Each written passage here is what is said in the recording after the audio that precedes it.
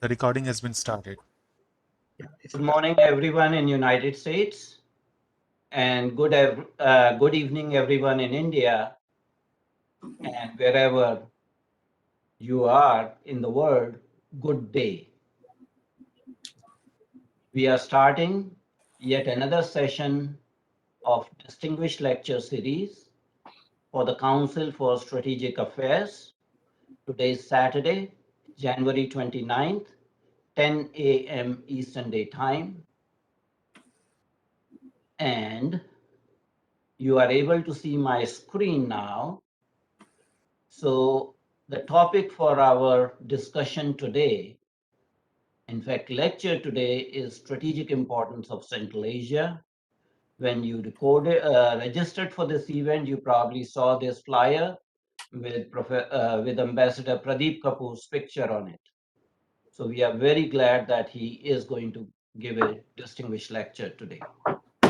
A little bit about Council for Strategic Affairs.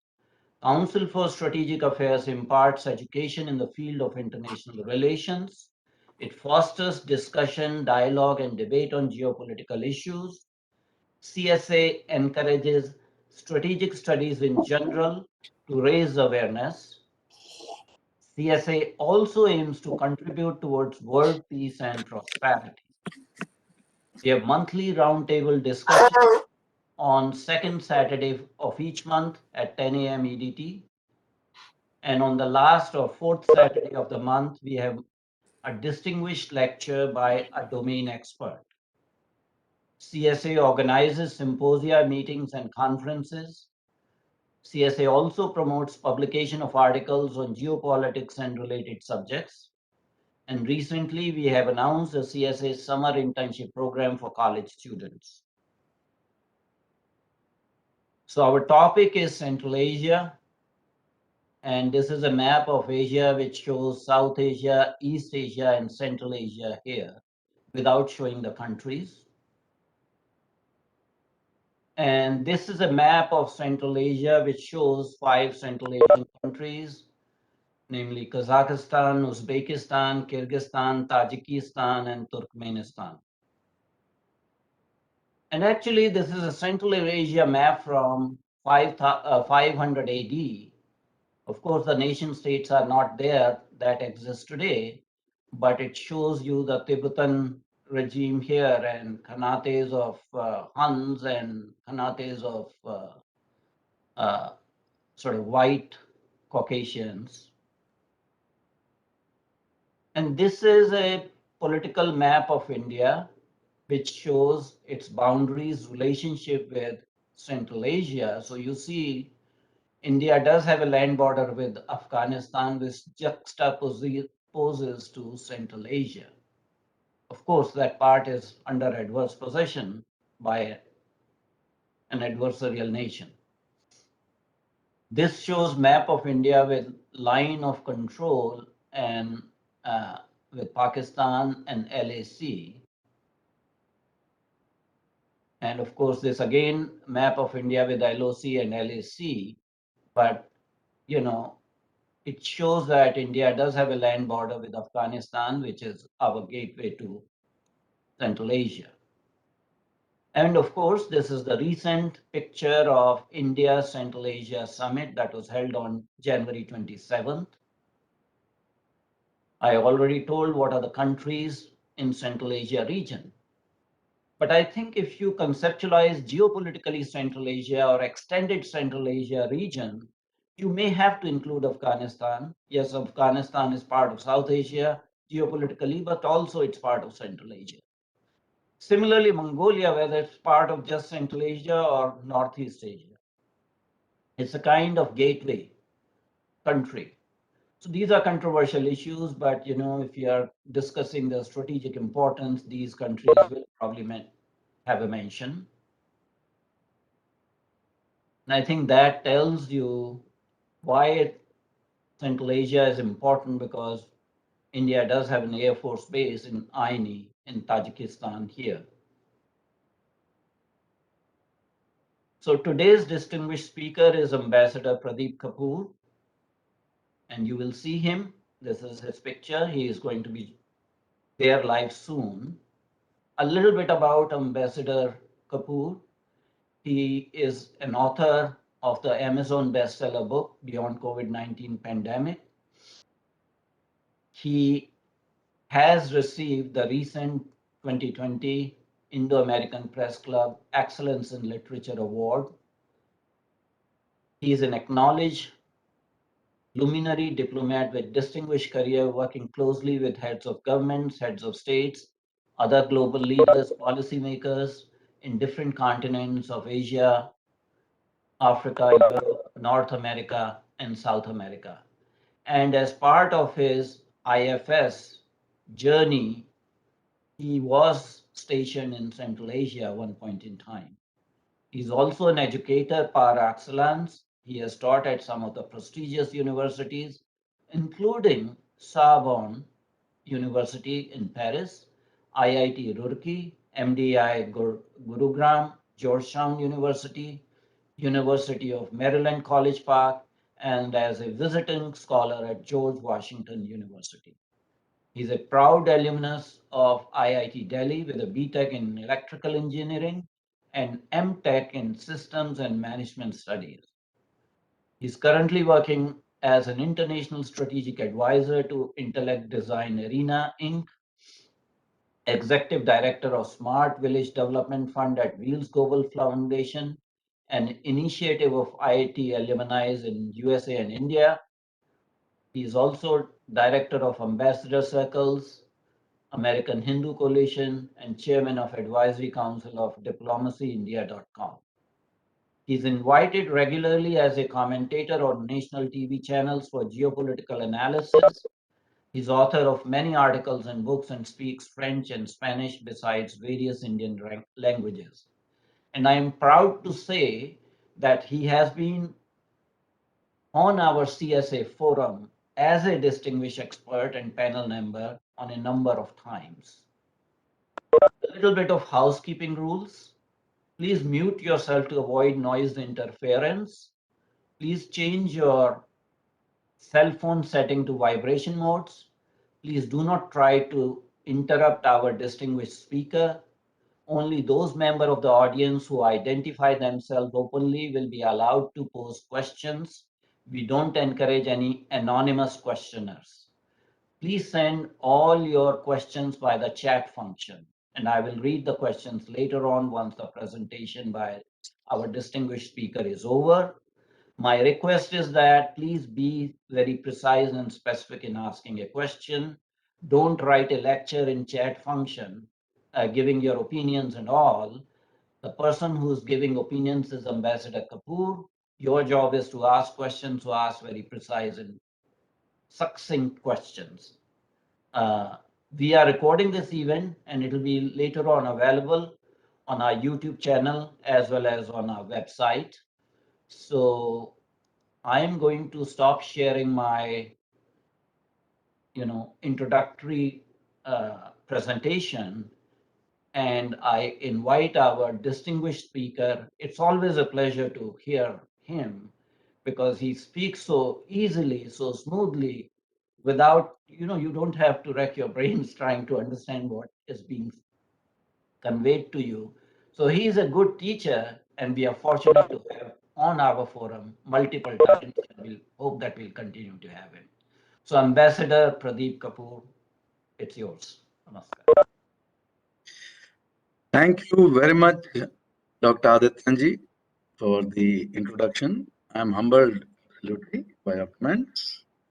What I would like to say at the beginning is, while I didn't have the fortune of good fortune of getting a posting in the CSA countries, I did interact with the CSA, the Central Asian countries, different capacities from Ministry of External Affairs primarily, and did make visits to the Central Asian countries as leader of the delegation from India, for example, to Kazakhstan at one stage, in the Ministry of External Affairs delegation there for bilateral discussion and interaction.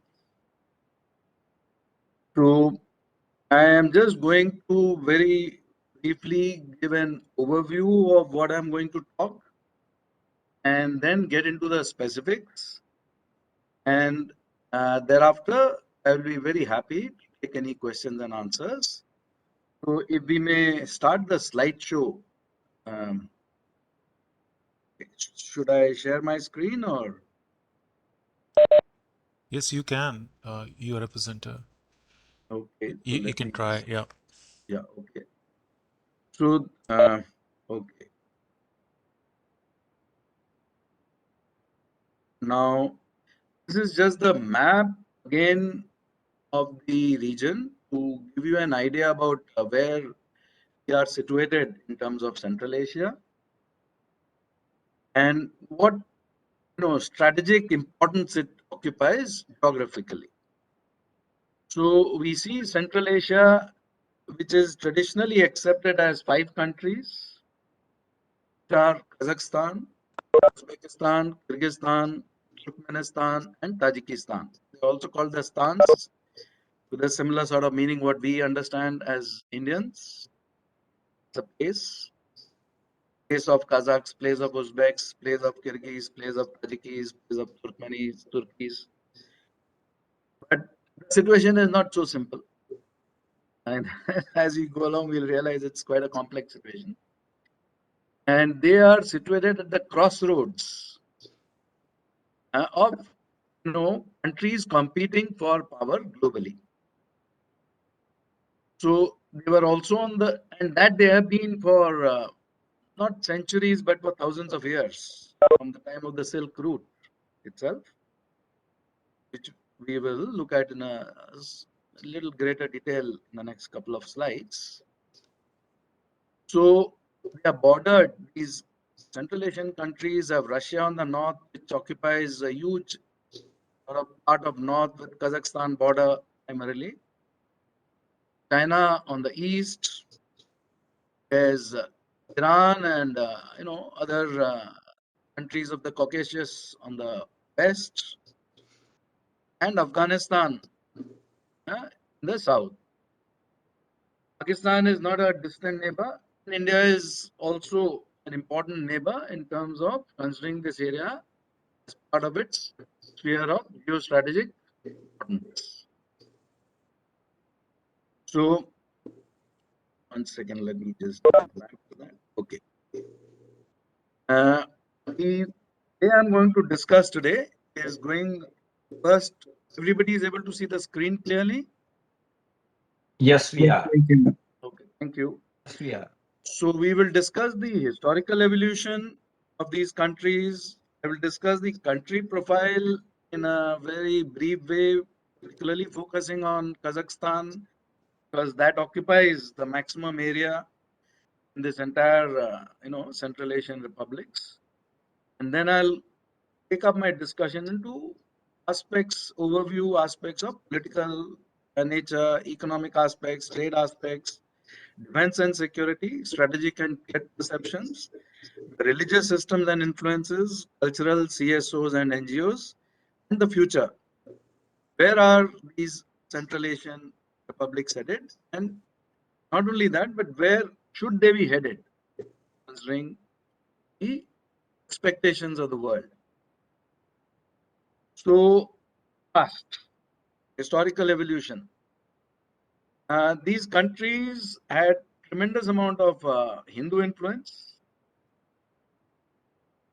which extended beyond Afghanistan, beyond the Oxus River, Amu Darya, and into Central Asia. And the Silk Route was very important for countries like India, particularly, and China, and all these Central Asian republics, which I realized. I went to one of the bazaars in Almaty, for example. It almost harked back to 5-6 centuries back as to even the way it was being conducted today. A very, very traditional sort of systems, traditional foods, traditional clothes, everything very amazingly bring you back, in that frame of mind of history. And I will not get into this detail about what countries, what other aspects, but the invaders in India and other parts of the world, the Mongols and the Mughals and others, even their hometowns a tremendous amount of influence of Hinduism, like Babur came to India, and Timur Lane, etc. And these countries had five, cults of Hindu gods: Brahma, Indra, Mahadev, Vaisravana, and Narayana. Now, there are a lot of sculptures which are still available in some of these museums. I'm giving you representation of one sculpture, which is from the 5th to the 8th century AD in Dushanbe of Shiva and Parvati with the sacred thread visible on Shiva. Now, after Hinduism was there for centuries, the influence started of Buddhism. Again, the Silk route was not just a trade route, it was also a cultural route and religious route and traditions route and customs route. So through the Silk route, Buddhism went into Central Asia from India, and interestingly, thereafter it penetrated into China also through Central Asia. While in many other countries, Buddhism went from India through Sri Lanka and towards the southern part of other countries like Japan and South Korea and other parts of the world. Here it went through the northern routes. And this started around the middle of the 2nd century. And the Kushan Empire under Kanishka one expanded deep into different parts of Central Asia and China. So cultural exchanges greatly increased, and Buddhist monasteries were very active in promoting Buddhism, in promoting culture. And there was one very big monastery even in those times called Navavihar. Navavihar, like a Buddhist, Vihara is Buddhist monastery, and Nava, new monastery at that time. And they promoted both the main schools of Buddhism, Mahayana and Hinayana. We will not get into those descriptions here. Now, we are going to talk about Kazakhstan. It is a big country, which is, it's the world's largest landlocked country. It's such a huge country as we saw on the map on the first page. And it is the world's largest Muslim majority country in terms of size again. In terms of size, it is the 9th largest country in the world. And then the population is so sparse. When I was there, I noticed that too. That going from India headquarters as the acting Director General for the Indian Council of World Affairs at that time, going from a country like India, going from a city like Delhi and going to a country like Kazakhstan, which is so massive in size, and the population is less than Delhi or Bombay, which is 18.5 million approximately. Lowest population density in the world practically, at less than 6 people per square kilometer. Now, their religion composition, I'm only going to speak about Kazakhstan as a profile because other countries have varying profiles but quite similar. And it's mostly Islam in most of these countries with some Christianity. In Kazakhstan, it's about 20%. In other countries, it's less, 5%, 2%, 8%. 4% is, communists were there in a very big way. So it says no religion. And 5% others, meaning here there are about 2% Buddhists also represented in this others, even today. So the influence of Buddhism has not gone away. And what has happened today is, while we talk about religion, so Hinduism, followed by Buddhism, followed by Islam, followed by communism, and followed by a sort of a social structure of Islam because of the remnants of the impact of socialism under the communist Soviet Republic still continuing, and Islam also establishing its sort of importance again in these countries. The ethnic composition of most of these countries is again very mixed because there were repeated migrations of populations from all these other countries, including Germany. And the Kazakhs, for example, in Kazakhstan, while they constitute about 70% of the population, but there are a large number of Kazakhs in other countries also. In China, there are Kazakhs. In today's Russia, there are Kazakhs. In Uzbekistan, there are Kazakhs, and there are Uzbeks in Kazakhstan. There are Russians, 18%, as we see, almost 19%. There are Uyghurs from China in Kazakhstan, and also reverse, as we just mentioned. There are Ukrainians in Kazakhstan. There are Tatars. There are Turkeys, etc. So this is a story which prevails in all these 5 countries. So this leads to a lot of sort of crisis in terms of a unified national identity to further compound the confusion which arises because of communism and Islam and the origins of Buddhism and Hinduism, etc., which are still not completely wiped out from their cultural minds. Now you have a further mix of ethnicities from all over the region and different parts of Europe also, and Asia. So that has given rise to a lot of problems, as we will see as we go ahead. And even in the political spheres, there are problems, and even in other spheres, in the sense they are still trying to, when I go and talk to them, they are very fluent in Russian, and many of them are not as fluent in their own national languages as they are in Russian, because even amongst themselves, like we speak English now on this forum, they speak in Russian. And they have tribal languages, but those are not very important or prominent. And the aspect of what they are and where they are going is still not clear in their minds. So after Buddhism, as I said, Islam came into those countries, which was then like Islam superimposed by communism with all its features of market, activities, control, socialism, state taking care of public sector, a lot of state facilities and benefits to the individuals, very low salaries, low competitions, but still some basic standard of living and food to everybody, so that they were not really in disparate states, which some of them are currently in. And while there was low level of earning, but it was not like poverty. Everybody had stable income, stable house, and stable food, and stable, life existence. Quality of life was not the best, but it was comfortable. Then comes independence, and this is very late. When did independence happen? As you may all know, the Soviet Union superstructure collapsed in the late 80s, early 90s. So these countries thereafter started getting independence.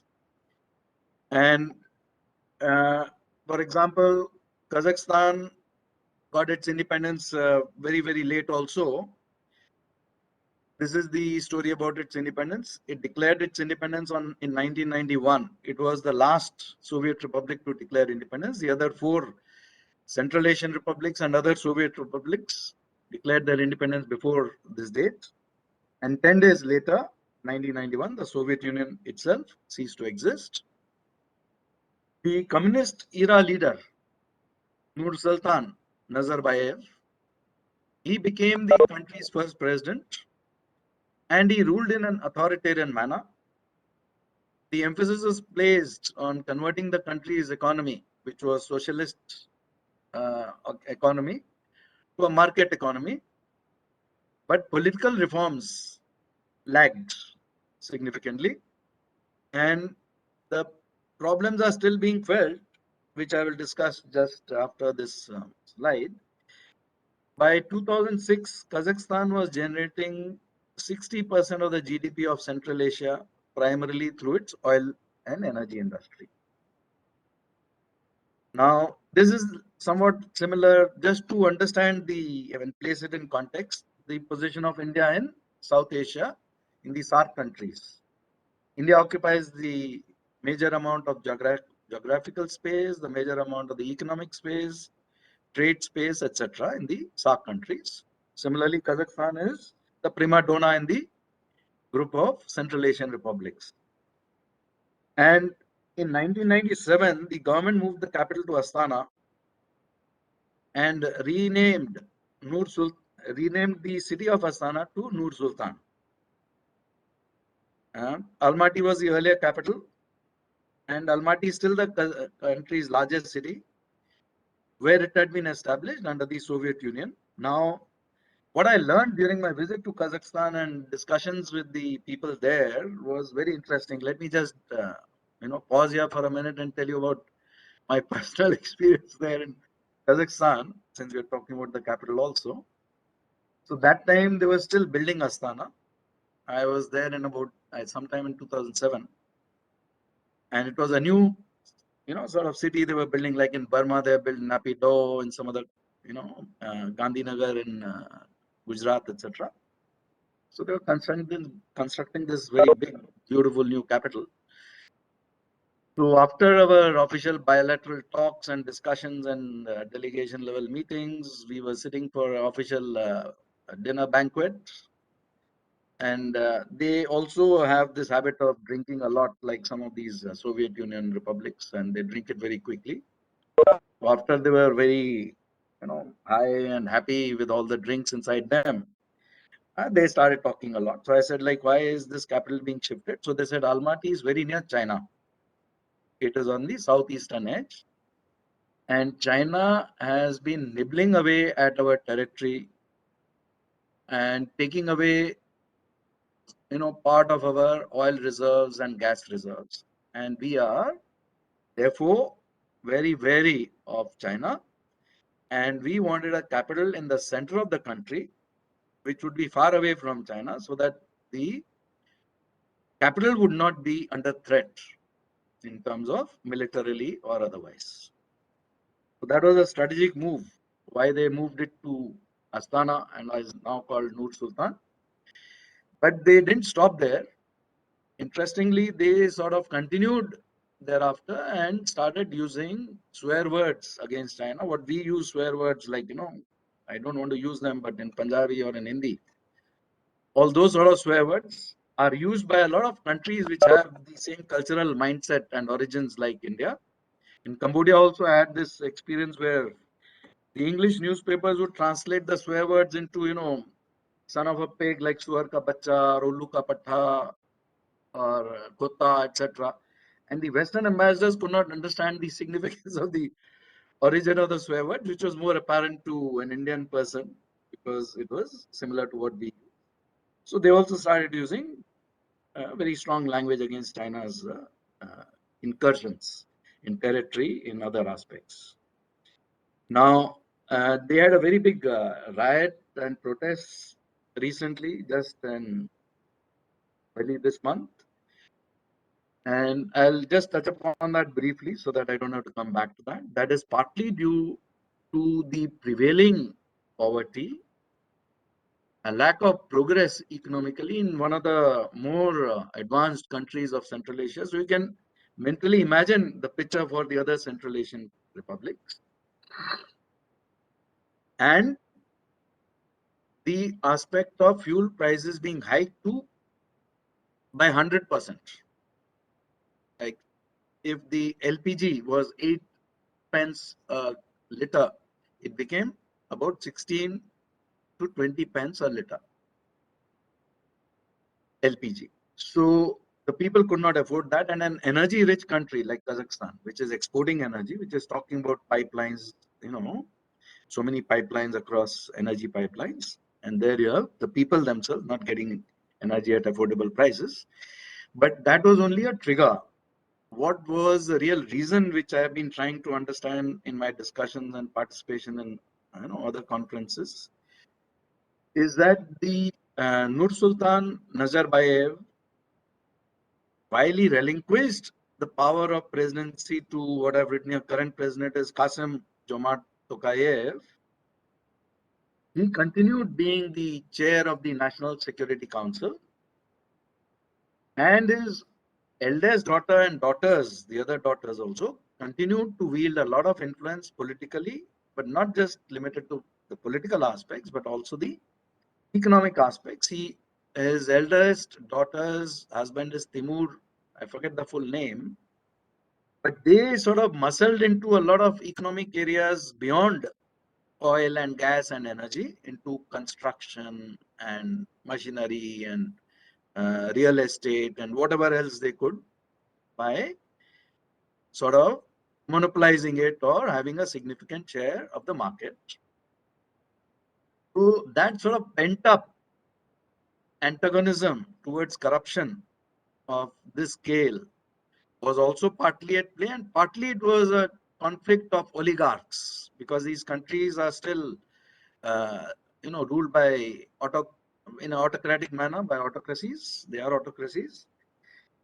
But there were other, like Tokayev was not very happy while he has been you know good disciple and follower of Nur Sultan Nazarbayev, but he was not very happy, I understand, by the continuing interference by the daughter and the son-in-law, and he wanted to put them in place. And so he did not stop the riots immediately. Reports are that the government actually helped the protests initially, and thereafter sent the message out, it's time to stop. And then they used a very heavy hand and used troops from CSTO countries, and the riots were quelled. So the protest died down. So it's interesting to see the sort of developments in all these countries. There have been, other problems of a similar nature in Tajikistan also. There were famine-related riots earlier, long back. But these countries are, being managed in a precarious manner. Let me put it that way. The future is still very uncertain. And the population of Uzbekistan is the largest in amongst these group of countries. It's double that of Kazakhstan. The size is smaller. It is 35 million. Tajikistan has again half the population of Kazakhstan, which is 9.5 million approximately. Kyrgyzstan has 1/3, which is 6.5 million, and Turkmenistan has similar, 6 million.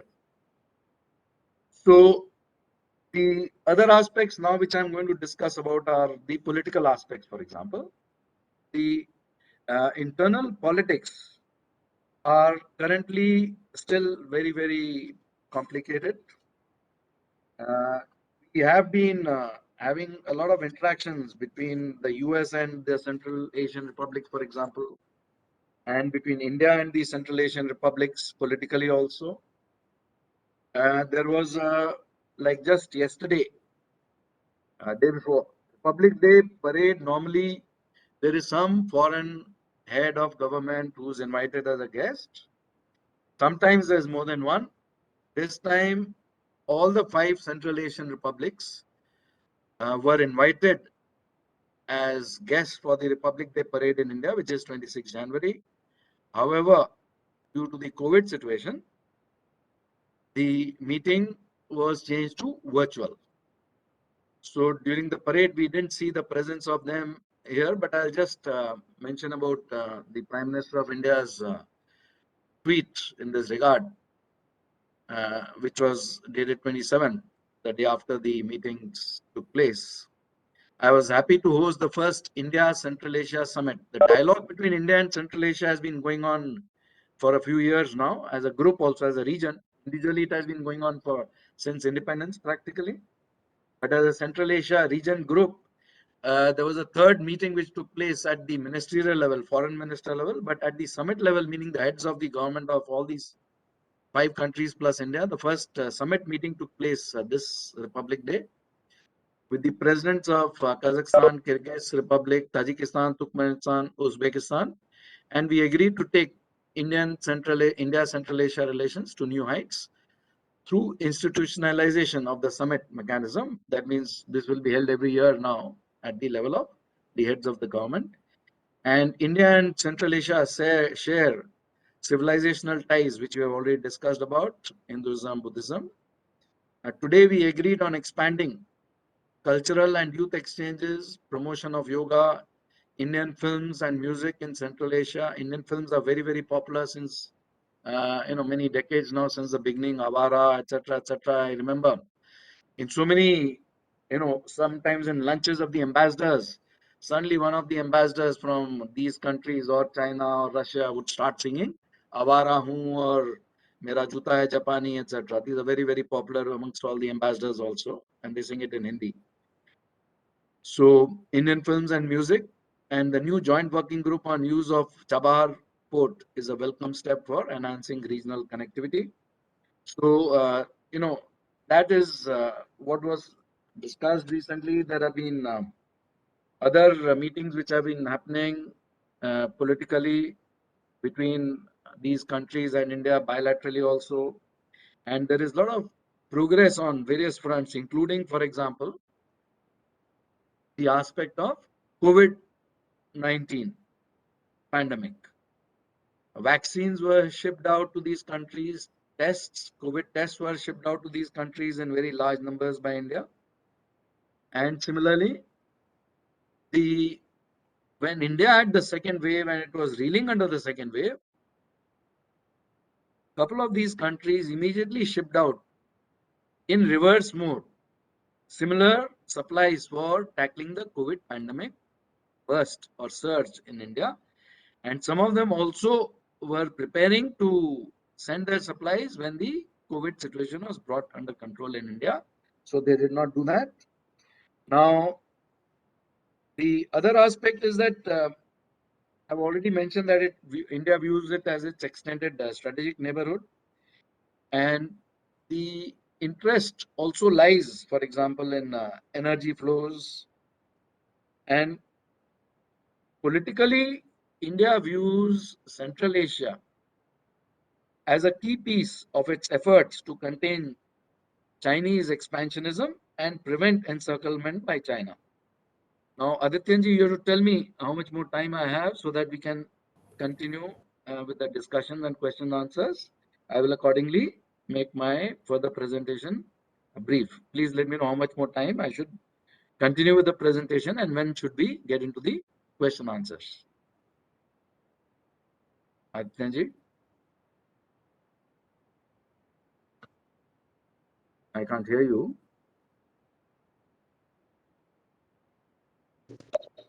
So please continue with your presentation. The domain expertise is so great that people would not mind spending an extra 15 minutes. Okay, thank you so much. I appreciate that very much. So, the trade and people-to-people linkages were emphasized also in these discussions between the heads of government. The establishment of long-term relations to strengthen regional peace, security, stability, sustainable economic growth, and prosperity.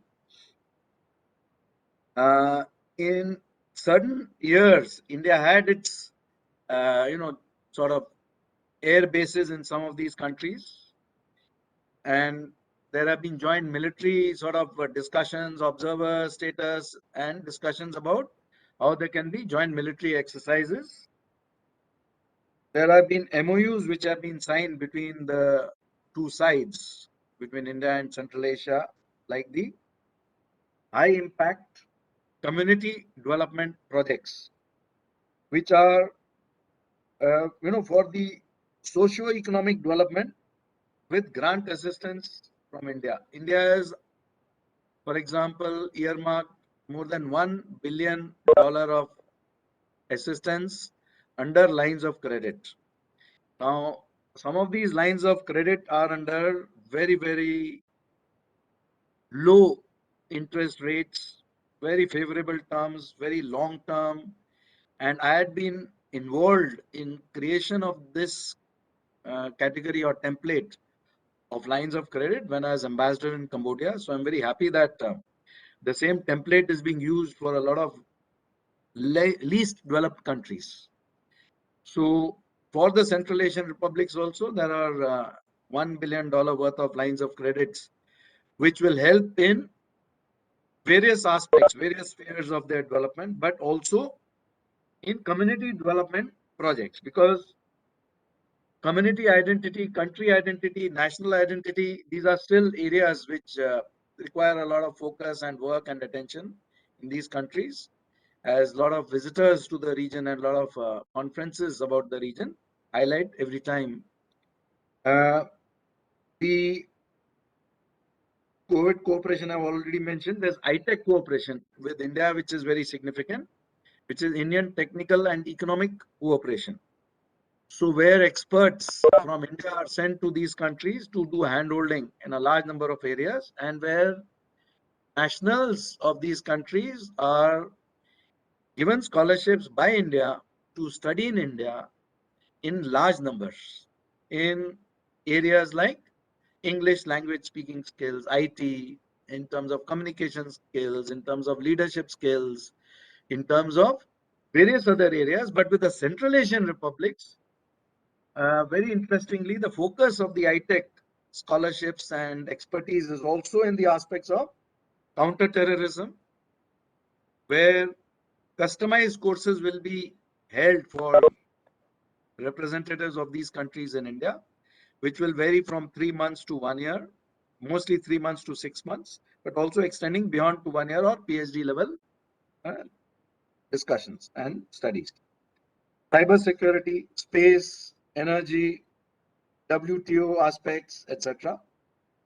So that is the aspects of overall political, vis-a-vis India. But politically, now going beyond India and Central Asia, if I look at the aspect of the other countries, the countries which have phenomenal interest in the Central Asian republics are USA, number one.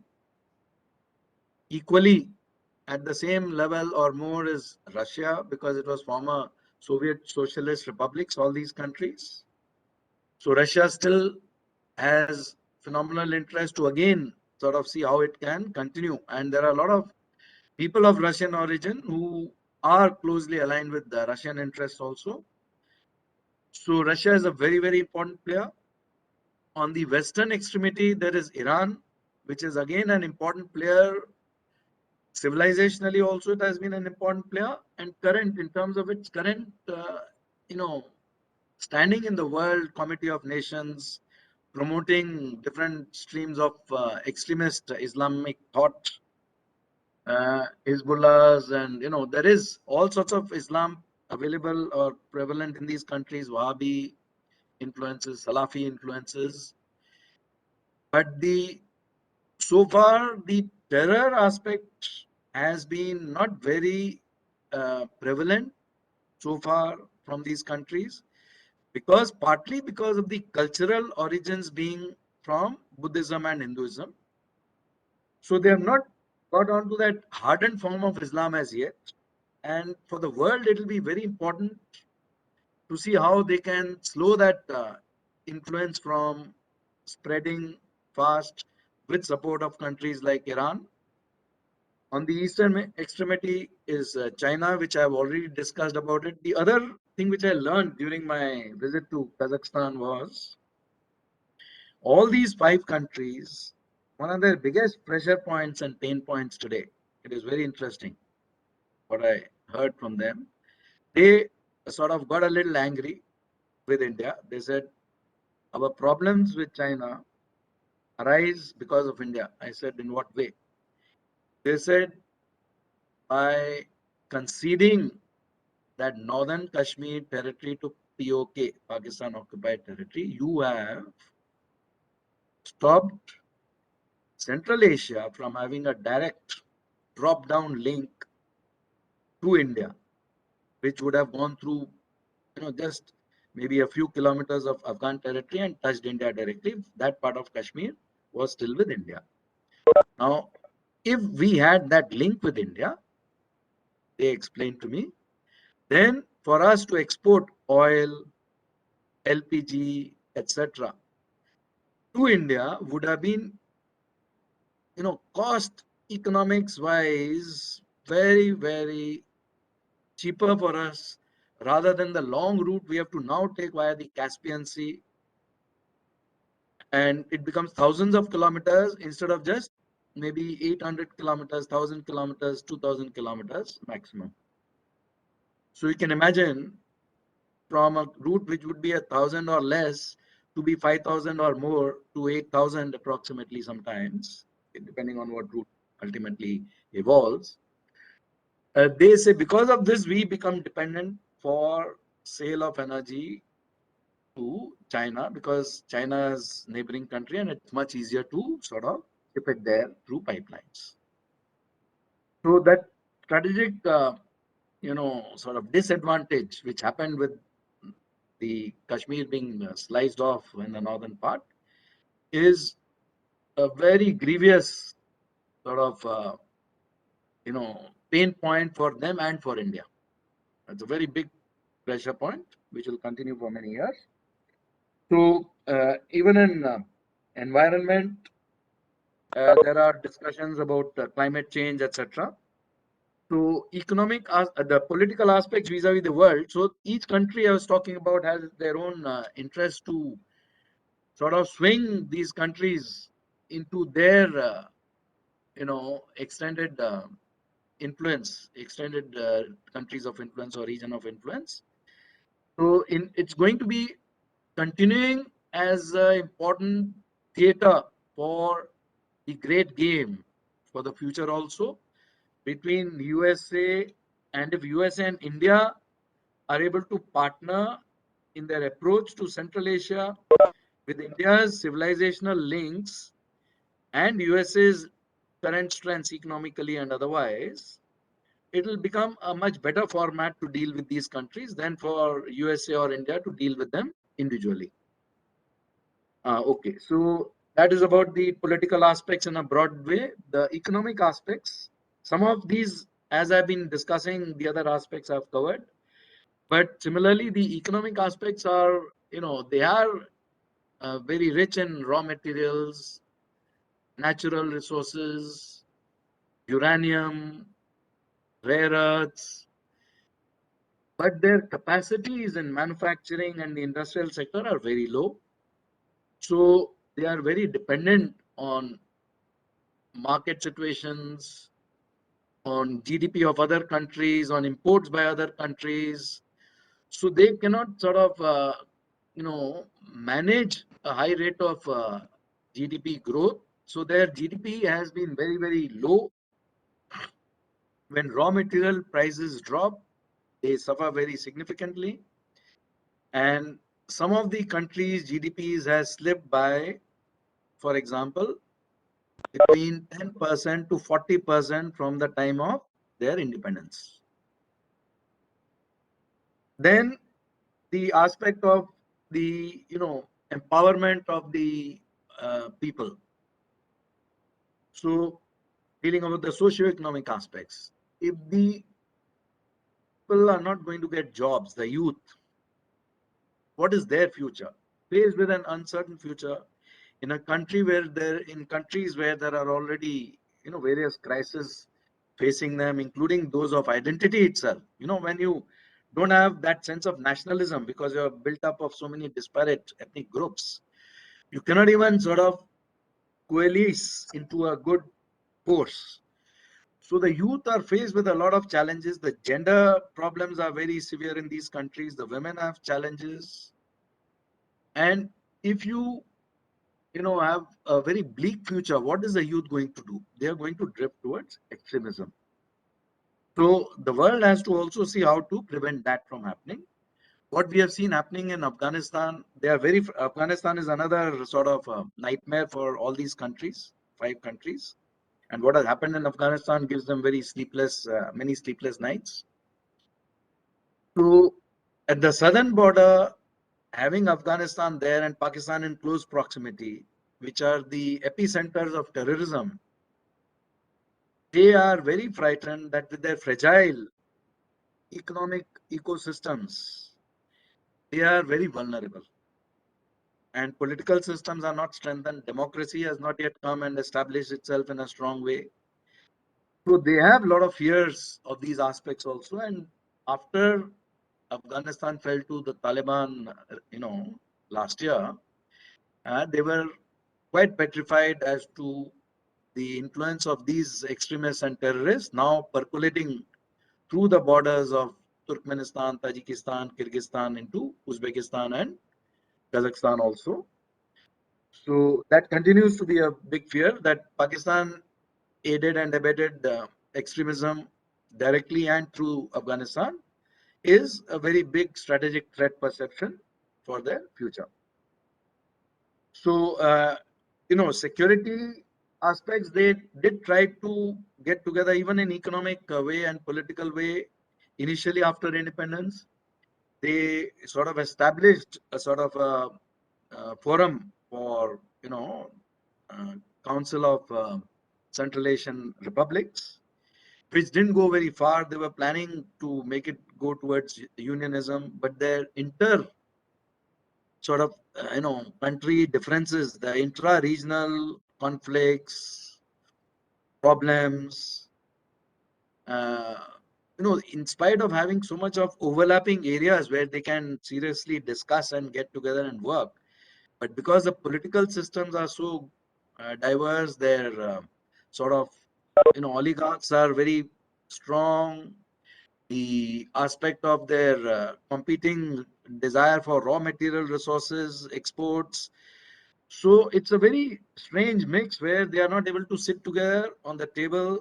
It's easier for them, for example, to sit together with a country like India, which is a benign power, and all five of them talk with India. But when they sit separately by themselves, all sorts of divergences are there and conflicts are there. So they have not been able to form a unified group as such till today. Whatever they tried earlier, all those experiments have failed. So they will have to get back into that sort of mode again very soon if they are to have any bargaining position or negotiating position collectively vis-a-vis the rest of the world and the other countries which are continuously trying to penetrate there. The cultural aspects also are important in the sense that when I go there, the performances they have, there'll be a very beautiful Bharatnatyam performance, and it's of course a person from those countries who's doing it. The civil society organizations have not been evolved because of these reasons that their think tanks are still at a very nascent stage. The NGOs in different countries, 5 countries, have different sort of experiences. In Kazakhstan, for example, they are government-controlled NGOs completely, and other NGOs are not really allowed to function freely or not allowed to function at all. Only in Tajikistan has some sort of progress been made vis-a-vis allowing NGOs to come in and work. In other countries, there are very few NGOs, and even the funding is very limited because of the difficulty of working in those countries. So it's going to be a very hard task for the NGOs also to have any impact, because to have an impact till you have the cooperation of the local community and the government, or at least some facilitation, it's not easy to operate. Now, coming to the last point about the aspects of the future, where are they headed and where should they be headed? As I just said, that currently confusion reigns supreme in all these countries. They take different sort of steps at different times. They are not yet clear whether they want to, let the Russian influence remain as much as it was earlier or decrease it and go towards the Western world. The Western world, unfortunately, is trying to superimpose its own systems without allowing the local element to be incorporated into those systems. Now, when I was in teaching in Georgetown University, for example, Soviet Union had just fallen at that time, and the dialogue in the School of Foreign Service and in the Institute for the Study of Diplomacy at Georgetown University, including by Madeleine Albright, who was a faculty member at that time in Georgetown University, was that now that Soviet Union has fallen, we will impose our systems of democracy and our systems of free markets on Soviet Union, which for me as an Indian diplomat was very surprising, because I said, like, till you have a conversation with them about what are their expectations, what are their aspirations, what is their history, what is their thinking, what is their expectations of their own future. How can you go ahead and impose some construct, which is a Western construct, onto a totally alien space?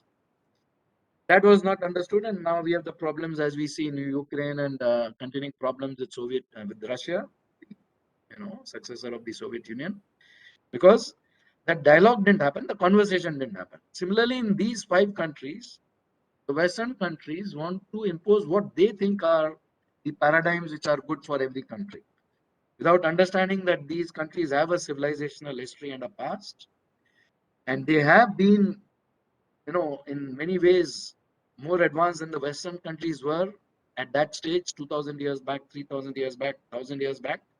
They were far more advanced than the Western countries. So today, to tell them that you take our solutions and superimpose them onto your cultural mindset may not be correct. So I'm going to stop here and open it up for questions. Thank you very much, everybody, for being patient and listening to all these aspects. Thank you very much indeed, Ambassador Kapur. It was a fascinating, lecture with so much of facts, knowledge, historical and cultural background. And, so I'm pretty sure everyone sort of enjoyed your lecture. Before we go on to question and answers, I'll make a few presidential comments here.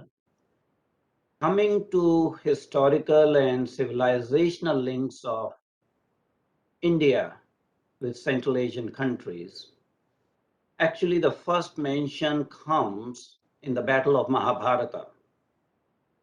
Some of the Central Asian countries did participate in Battle of Mahabharata, and they were called Uttara Kuru, the northern Kuru.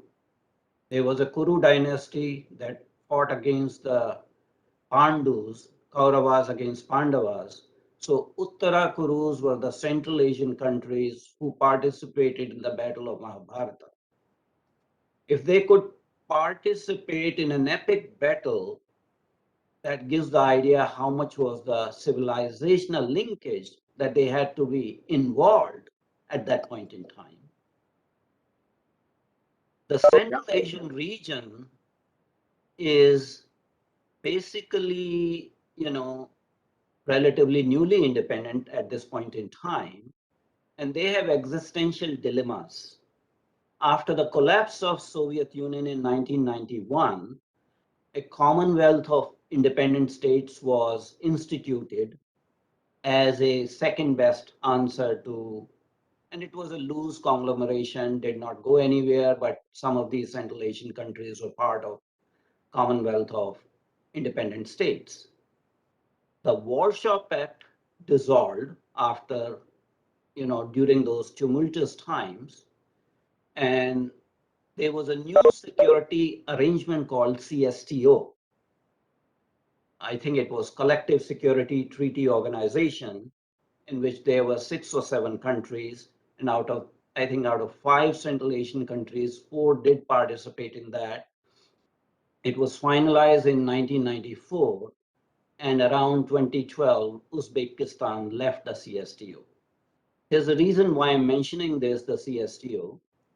So there are multiple geopolitical mating dances happening to the suitor called Central Asian countries.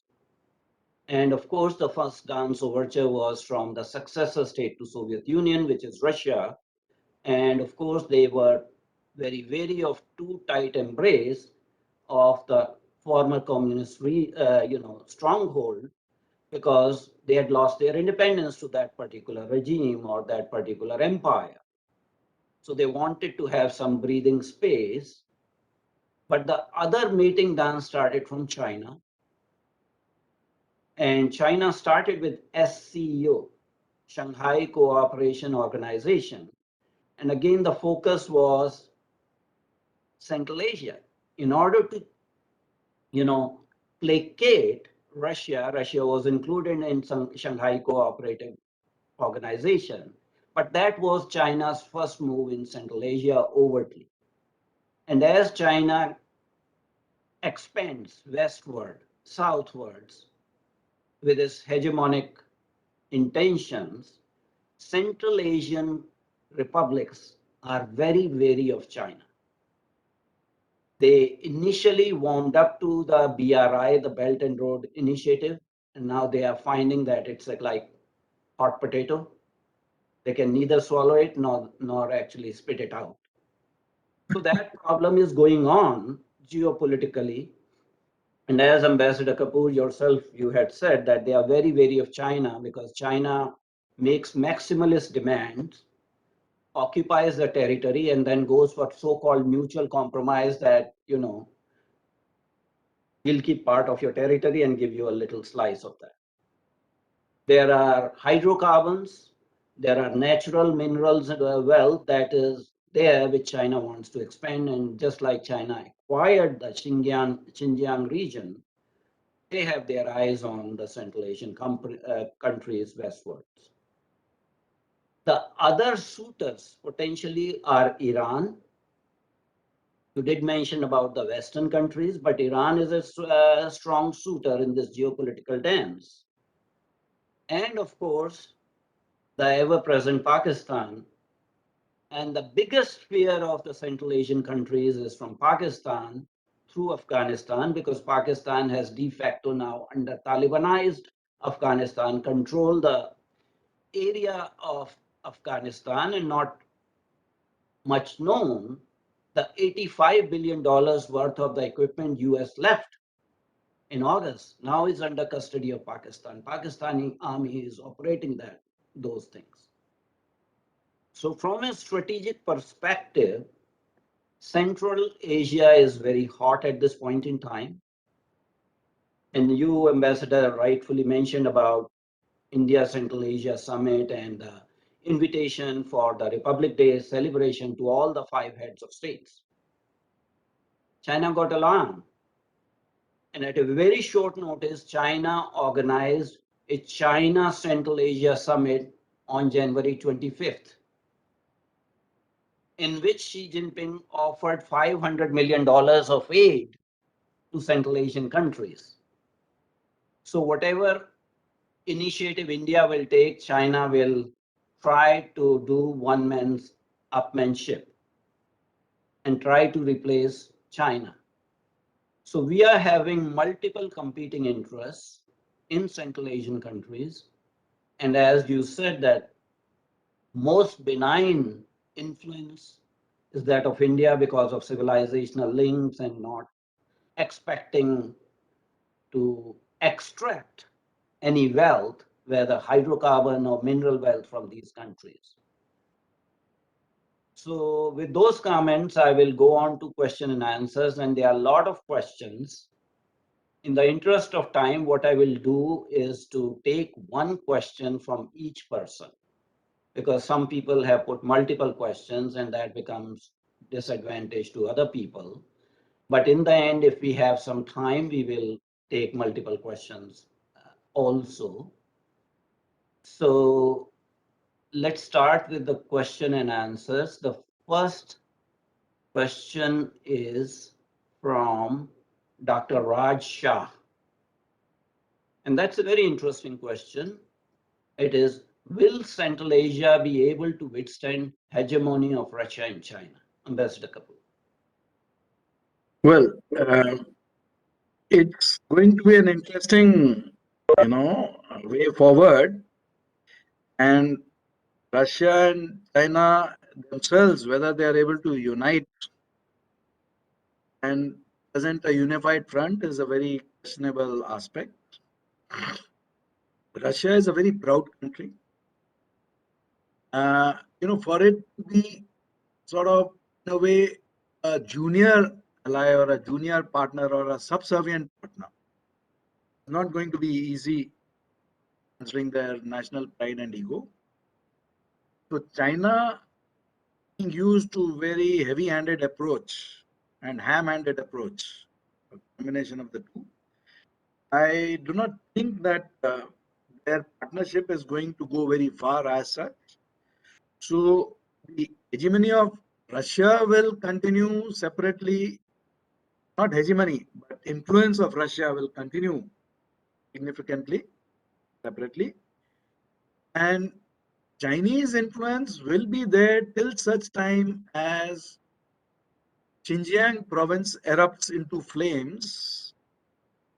Once that happens, the amount of Chinese influence on Central Asia will decrease very fast, very significantly. Thank you. Thank you. I may just add, if you see the happenings in Kazakhstan, the intervention was by CSTO and not by SCO. Although SCO has also done security drills and strategic exercises, but it is very, very significant to note that intervention was done under the auspices of CSTO. And this was a transient intervention, not a prolonged intervention. So the next question I'm going to take is from Dr. Shobha Chokalingam. And the question is, what is Central Asia stand towards Taliban? So officially what we have seen is when they, Taliban took over Afghanistan, they sort of sealed their borders, they closed their borders, even stopping, refugees who needed refuge from coming in. So they are very wary of Taliban. They have exchanges because there are similarities in ethnicities to some extent. But they do not want that extreme form of militant Islam or jihadi Islam who overturn their societies because their societies are already fragile. So their outlook towards Taliban is very negative, and they are not engaging in any sort of collaboration or support to the Taliban government or Afghanistan government or to the people of Afghanistan. That I have heard of. Thank you, Shubham. If I may add, when Taliban controlled Afghanistan, the National Resistance Front of Afghanistan forces, took refuge not only in Panjshir Valley, but also in Tajikistan. The Afghan Air Force pilots defected to Tajikistan and took their actually assets to Tajikistan. And it is a bone of contention between Taliban and Tajikistan because Afghan government and the Taliban rule now is demanding that those aircraft be returned and those pilots be returned, and Tajikistan is not doing.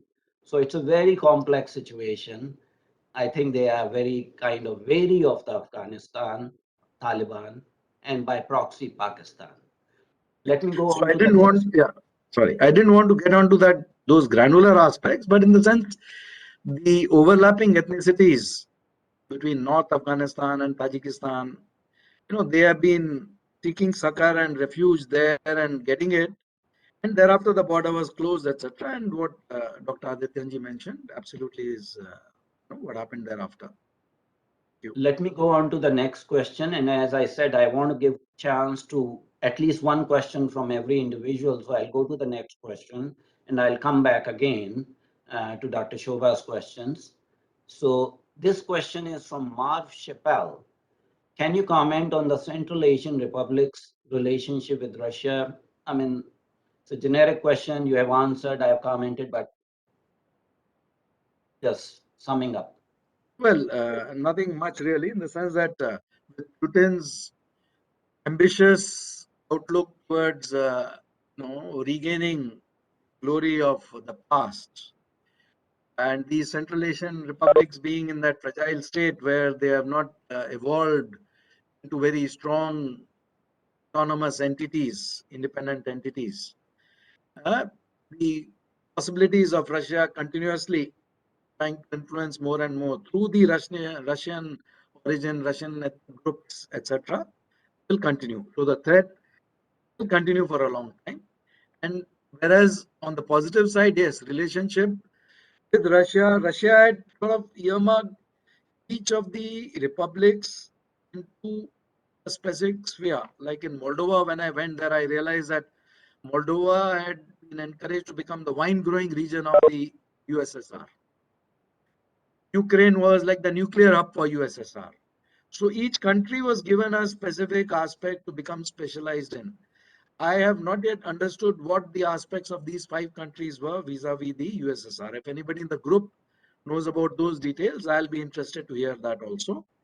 But so to that extent, there will be a lot of trade because there's more trade with Russia today and the Central Asian republics than amongst the Central Asian republics themselves. Each country has more trade with Russia than with, like some countries have 60%, let us say between 30% to 60% of the global trade is with Russia, even today. It's a very, very significant aspect. So just to comment on relationship of Central Asian republics' relationship with Russia, just one comment I will make is that there was an article in Foreign Affairs on the Putin Doctrine. Now, Putin Doctrine is restoring the supremacy of the former USSR in Russia's near abroad countries. So what you are seeing in Ukraine, similar intentions are there by Russia under Putin Doctrine to regain the sphere of influence under very tight control. That is an ominous thing for Central Asian republics, that their turn may come if they do not actually get their act together. I will go on to the next question, and this question is from Arvind Tripathi. Sir, is it in the interest of Russia that India takes back POL, Pakistan occupied Ladakh, so that a gas pipeline to Central Asian countries and Russia becomes feasible? That's the question. Well, we have bungled up very badly, let me say, in our own, evolution and politics and the way we have taken decisions. First major blunder we made was in 1948 in this respect of Central Asian countries, only context I'm talking about. And if the Indian forces are pushing back the Pakistani army and the rebels, as they were called or whatever, so successfully, India going to the UN was a very massive strategic blunder. Sardar Patel was in control of the situation. For Nehru to have intervened at that time and asked for a ceasefire was a massive blunder. Sardar Patel asked for a few weeks more, 2-3 weeks more, to wipe them out of the entire Kashmir Valley. That was not given. That is one of the continuing source of problem. Second problem, and after the 71 war, we walked into Azad Kashmir. Okay, what happens thereafter?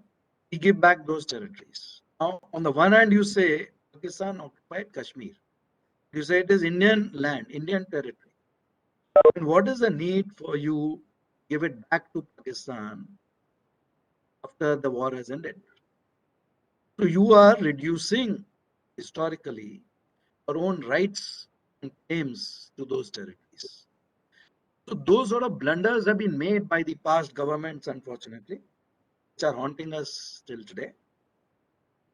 And current government does not seem to be in that frame of mind that it will be so generous in terms of POK, etc., if such a situation were to arise. So I cannot say that whether it will be in India's interest or Russia's interest to get back POK and POL, etc. Yes, of course, strategically it would definitely be in India's interest and Russia's interest and Central Asian republic's interest for India to get back POK and POL, so that we have a direct link with these Central Asian republics across the land route also, besides the longish land routes and sea routes. It would be very useful, very strategic. And for Russia also, it will be like for Russian energy flows to India through this direct route will become a lot cheaper. So yes, it is in interest of Russia and India to strategically think of that scenario, whether it will become a reality, and if it becomes a reality, in what sort of what is the timelines for that? I do not want to comment. Those are conjectures. So I will just add to it that in the India Central Asia Summit that happened on January 26th, 27th, one of the items was TAPI, TAPI, gas pipeline. Turkmenistan, Afghan, Pakistan, Iran. Yeah, and that way Russian gas could be, sent to India rather than China or, westward into Europe. So that possibility, if TAPI comes into existence now, would definitely be there. Ambassador Kapoor has very beautifully answered your question on POL and POK. I will only say one thing. It's my belief that rather than focusing on past, there will be a future government of India that will take over the territories under adverse possession. That is my belief. When that will happen, I will not be able to predict it, but it is going to happen. Next question is from Rita Dhawan. Okay. Next question is from Rita Dhawan. What is their attitude towards modern education, the Central Asian republics? So, they are having modern systems of education because of the spread of internet, because of the World Wide Web.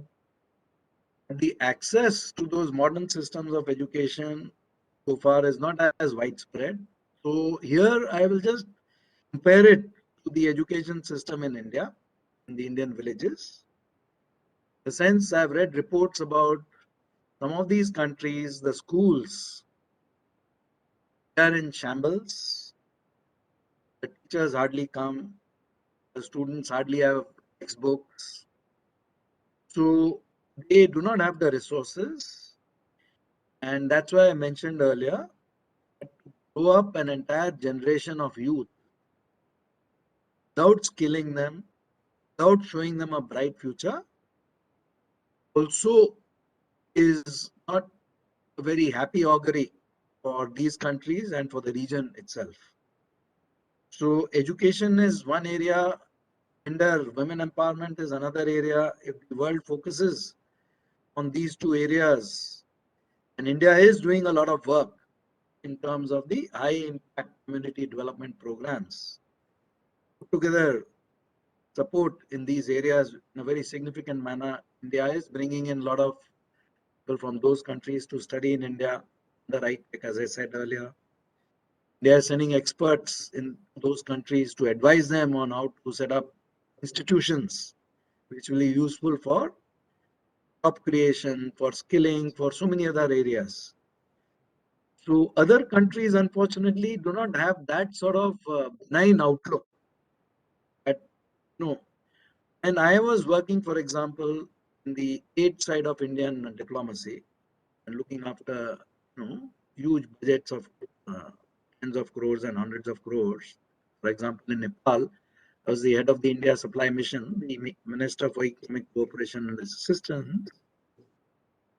At that stage, it was very strange for me to see that our extent to which our aid is benign, that in Nepal, as being the Minister for Economic Cooperation and Assistance, I could not come across any documents which consolidated and compiled and put together the aid which was extended by India to Nepal in 50 years. They were all scattered in bits and pieces.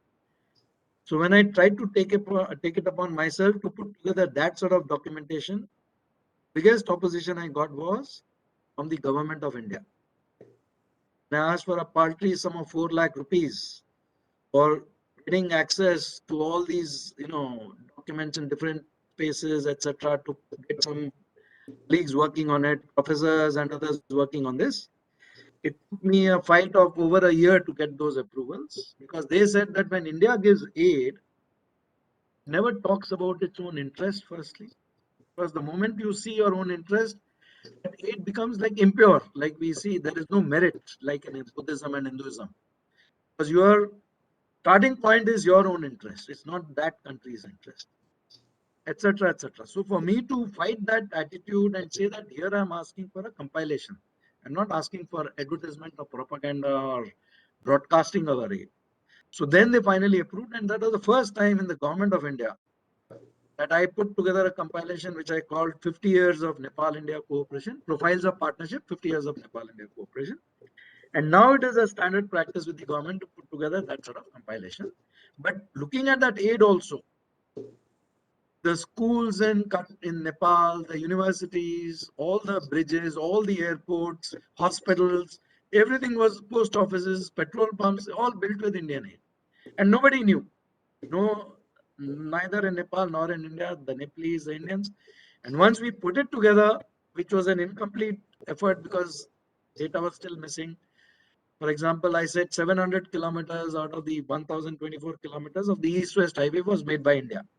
And people's expectation was maybe 50 kilometers, 100 kilometers. The Nepalese minister told me, Kapur Saab, aap galat hai, you're wrong. It was 800 kilometers. And all the other countries of the world had put together less than 200. And you could see banners, USAID, Russian aid, Chinese aid, Polish aid, German aid, Swiss aid, Canadian aid, this stretch built with this aid, etc. And not a single banner of India. So Let's move on to the next question, Ambassador Kapoor. yes. This question is from Rahul.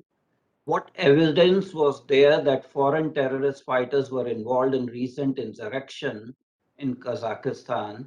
How much of a foothold does hardline Islam have in the region? And I know that you talked about it, but that's a very specific question. So I do not know about this aspect in great detail, but in the sense, since it's a very complicated and very confusing situation where different oligarchs who felt that they were not getting sufficient space in the economic activity or in the there is a lot of corruption going on in all these countries.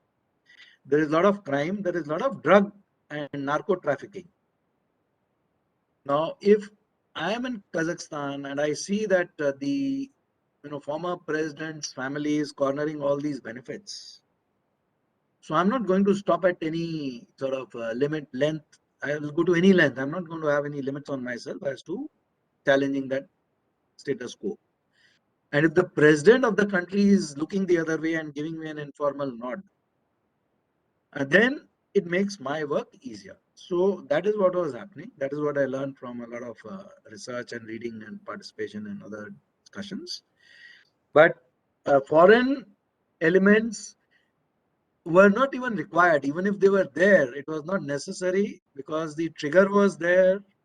Fuel prices had risen drastically, significantly beyond the reach of the people. They had grouses. The poverty is extensive. So with or without the presence of foreign terrorist fighters, this sort of spark was lit, and it will continue to be lit in other countries as we go ahead if the economic and political situation is not improved. Okay, there are multiple questions, and I am very sorry to say that we are coming to an end. So maybe I'll just put one question. Let me see which is the one not covered. So this question comes from Rishi Aneja, who is from Bengaluru. Is there any threat of an Egypt-like Islamist uprising in the Central Asian republics, especially as the Russian influence is waning? If so, how would that affect India's interest in the region? Well, I guess the threat of a Islamist uprising is going to be there in Central Asia because significant percentages of the population are Muslim. Youth are getting radicalized. The economy is in doldrums. And it's a very clear mix for that sort of eventuality happening. And it would affect India's interest and the global interest in a very significant manner. In the sense, the militant, Islam, jihadi Islam, Wahhabi, Salafi influences increasing are threats to the stability and security of all countries of the world, and countries like India, Europe, USA, everywhere, very, very directly. So it is a threat perception which the world has to give cognizance to and give attention to and find solutions and support them from not going down that route. So that is very, very urgent and emergent issue in front of the world today. Thank you very much indeed, Ambassador Pradeep Kapur, for such a, informative, educational, you know, lecture followed by discussions. I have so many questions in the chat function that if I start taking everyone and we start discussing it, probably we'll sit here for next 5 hours, and time is a limitation. The other thing is that there are a lot of comments praising you, your poise, your expertise, your domain knowledge and all that sort of thing. People are flabbergasted and they feel very happy that they participated in this, and so am I, that we are featuring you over and over again, so we know that this will not be the last time you'll be with us. You will be coming into our roundtable discussions as an distinguished panel experts, as well as in future distinguished lecture series. With that, I thank you profusely from the bottom of my heart. I also thank all our audience members. They are from all over. If you look at the names, they are very diverse names, and people have, so much of interest. So I am really thankful to our audience taking like 1.5 hours on a Saturday morning in a weekend where, especially in United States, people don't want to do anything except for relaxation. Over the weekends, people are coming for this educational, strategic education topic. So I thank everyone. I may remind that we have 2 events every month, a roundtable discussion and a distinguished lecture by a domain expert. So we will be back on February 12th with a roundtable discussion once again. We have a summer internship program in strategic studies for college students. So if there are any college students you are aware of, please send them to us. We'll be happy to have them. And this meeting has been recorded. It will be available on our YouTube channel, and it will be available on our website very soon. Before I end, I really have to thank 3 people who are, my pillars of support, institutional support: Mr. Ripudaman Pachori, Mr. Ankush Bhandari, and Mr. Rajiv Verma. Without their help, it is very difficult for me alone because I don't have the technical expertise to run these programs. So I congratulate our team CSA for being there for us, all of us, all the time in every event without fail. So thank you, everyone. And we are ending this wonderful session. Thank you, Ambassador Kapur. Thank you. Thank you. Thank you. Thank you very much. Enjoyed it thoroughly, and I was very happy to see so many friendly, names and faces participating in this, and contributing to this discussion to make it richer. Thank you very much. Okay. Thank you. With that, we will end the meeting.